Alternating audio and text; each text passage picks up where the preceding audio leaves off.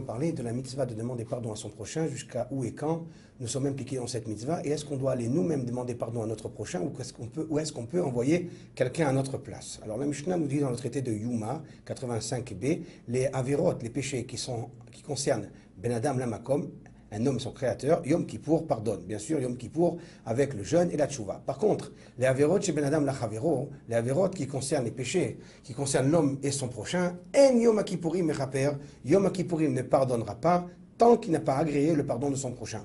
Ad Shieratse et Travero. Le Rabbi Yashia Pinto, le Rif sur le En Yaakov, ça n'a rien à voir avec le Rif que nous connaissons qui était un Rishon du XIe siècle. Ici, il s'agit du Rif sur le En Yaakov, c'était un contemporain du XVIe, XVIIe siècle. Il a une lecture un petit peu spéciale. Il comprend, lui, dans la Mishnah, qu'il est écrit ici, selon l'avis de Rabbi Eliezer ben Nazaria, tant qu'on n'a pas eu le pardon des avérotes qu'on a fait entre un homme et son prochain, eh bien, on sera coupable même des avérotes qu'on a fait entre un homme et son créateur. C'est-à-dire quelqu'un a mangé pas caché, par exemple, et il a vexé son prochain. À Yom Kippour, il fait tchouva sur le fait qu'il a mangé pas caché. Mais puisqu'il n'a pas encore demandé pardon et pas obtenu le pardon de son prochain sur les avérotes qu'il a faites envers son prochain, eh bien, même les avérotes qui concernent l'homme et son créateur, En Yom Kippourim Mechaper, Yom Kippour ne lui pardonne pas. Cet avis est rapporté dans plusieurs ouvrages, parmi eux le Rabbi Haïm Falaji, qui était un rabbin en Turquie il y a à peu près plus de 100 ans. Mais il faut savoir que le Birkei Yosef, Rabbi Yosef Haïm David Azoulay, c'est un rabbi il y a 250 ans, n'est pas du tout d'accord avec cette lecture, il conteste cette façon de voir les choses. Lui, il est plutôt d'avis à dire qu'il n'y a rien à voir. Tu as une avéra, un péché, Ben Adam, Lachavero, et il y a une avérote, des péchés qui sont Ben Adam, Lamakom. Tu peux obtenir le pardon sur l'un et pas sur l'autre. Il n'y a rien à voir l'un avec l'autre. Ce sont deux catégories de péchés. Voilà pourquoi on pourra, si on est dans ce cas, demander à Kadesh Baruch Hu de nous pardonner les péchés qu'on a fait envers lui, bien qu'on n'a pas encore obtenu les péchés qu'on a fait envers son prochain. Mais il faut savoir qu'ils ne seront pas pardonnés, ces péchés-là ne seront pas pardonnés tant qu'on n'a pas obtenu le pardon du prochain. Il est vrai que dans le billet de Ben Adam Lachavero, dans la mitzvah d'aimer son prochain, de ne pas faire souffrir son prochain, c'est Akadosh Baruch Hu qui nous a ordonné de ne pas le vexer, de ne pas le blesser, de ne pas le voler, de ne pas l'endommager. C'est vrai, donc c'est aussi, dans le billet de cette mitzvah, il y a aussi une mitzvah de Ben Adam Lamakom, mais l'une dépend de l'autre. C'est-à-dire que le jour où j'obtiens le pardon de mon prochain, eh bien, Akadosh Baruch Hu aussi me pardonnera. Le jour où, tant que je n'ai pas obtenu le pardon de mon prochain, Akadosh Baruch Hu ne me pardonnera pas sur cette avéra-là. Mais il n'y a rien à voir avec les avérotes qui sont de catégorie que Ben Adam Lamakom, entre un homme et son créateur.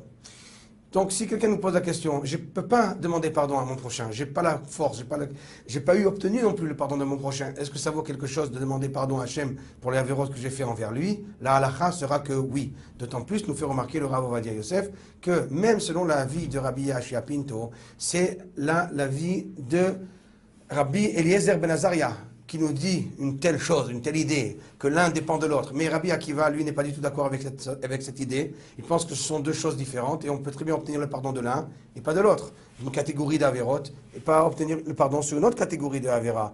On peut très bien avoir vexé son prochain, ne pas avoir obtenu son pardon et être pardonné sur le Averot de Ben Adam, Lamakom. Voilà pourquoi on a une règle aussi que Rabbi Akiva, lorsqu'il est contre une personne, Rabbi Akiva par exemple, contre Rabbi Yezer ben Azaria, la halakha elle est comme Rabbi Akiva, halakha qui est Rabbi Akiva mechavero, comme la Gemara dans les Rouvines 46b nous le dit, et la Gemara dans Ktuvot 84b nous l'enseigne. C'est donc la halakha sera comme Rabbi Akiva, qu'on peut très bien obtenir le pardon de son prochain, et si on ne l'a pas obtenu, eh bien on pourra demander pardon à Hachem sur les avérotes. Il n'y a pas de rapport et de lien entre ces deux sortes de avérotes.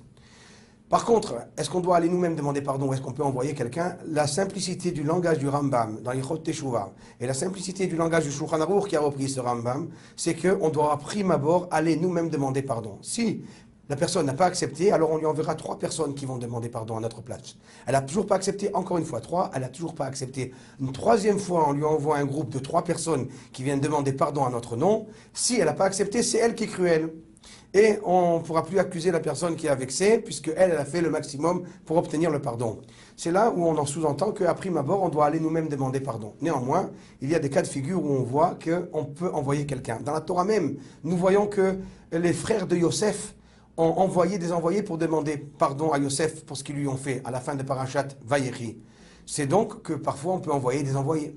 Comment se fait-il? La réponse il y en a deux qui sont plus ou moins les mêmes. Premièrement, ceux qui ont été envoyés pour demander pardon au nom des frères à Yosef, ce sont les enfants de Bene Bilha et Bene Zilpa, les enfants des servantes qui étaient beaucoup plus proches de Yosef et qui étaient impliqués eux aussi dans la vente de Yosef. C'est donc que lorsque quelqu'un est impliqué aussi dans le problème, il est impliqué dans le dommage qu'il a créé, et alors il peut demander pardon aussi au nom d'autrui qui n'est pas présent. Ça c'est un. Deux, c'est là encore une autre idée, c'est plus ou moins la même idée. Lorsqu'on envoie quelqu'un à notre place pour agréer, pour avoir la possibilité d'obtenir le pardon de la personne. C'est-à-dire qu'on vient et qu'on envoie quelqu'un parce qu'on sait qu'il va pouvoir obtenir son pardon, alors que si nous on va, la personne va se braquer, alors on peut envoyer cette personne. Voilà deux cas de figure où on peut envoyer quelqu'un à notre place. Un, s'il est impliqué lui aussi dans le problème dans lequel nous nous trouvons. Deux, si lui il aura plus de facilité à convaincre la personne pour obtenir son pardon. C'est les deux cas où on peut envoyer quelqu'un à notre place, sinon on devra y aller nous-mêmes. C'est ça la halakha. Et, encore une fois, il n'y a pas de rapport entre les avérots de Ben Adam, la Chavero, un tel homme et son prochain. Si on n'a pas obtenu le pardon, on pourra quand bien même faire tchouva sur les avérots de Ben Adam, la Makom. Reste quand même à rappeler et peut-être à mentionner les paroles du Ben Ishraï dans la paracha de Vayeler, où il nous dit que les enfants doivent aller demander pardon aux parents, car c'est inévitable qu'ils les ont vexés, et les parents, si les enfants ne sont pas venus leur demander pardon, doivent à tout prix pardonner à leurs enfants, et ainsi que pour les rabbanim, on doit demander pardon aux rabbanim si on les a vexés, parce que c'est quasiment inévitable qu'on ne les vexe pas durant toute l'année en étant à leur côté. Je vous souhaite à tous un bon Yom Kippur.